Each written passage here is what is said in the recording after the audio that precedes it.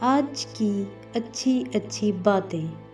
آپ جو بھی خیر کا کام کر رہے ہیں اسے روکیں نہیں، بظاہر وہ کتنا ہی چھوٹا کیوں نہ ہو۔ رکنا نہیں اور منزل سے پہلے جھکنا نہیں۔ قدم لڑکھڑا بھی جائیں پر جنت کے راستے سے کبھی ہٹنا نہیں۔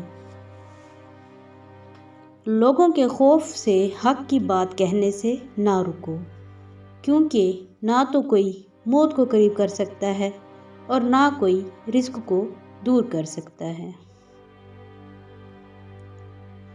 آسانی کا انتظار کرنا بھی عبادت ہے، کیونکہ آزمائش ہمیشہ نہیں رہتی۔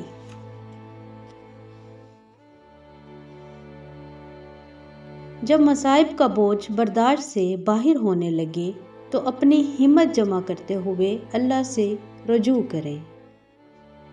خود پسندی یہ ہے کہ تم اپنے عمل کو بڑا اور دوسرے کے عمل کو کم تر سمجھو۔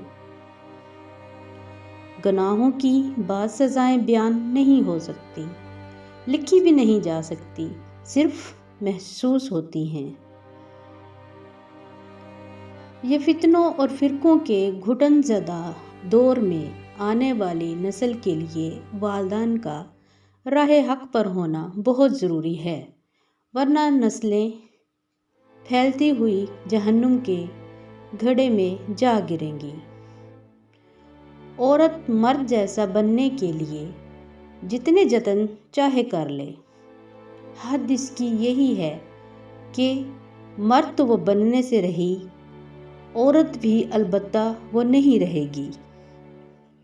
نیک گمان رکھنا بھی ایک سعادت ہے جو میرا رب کسی کسی کو عطا کرتا ہے۔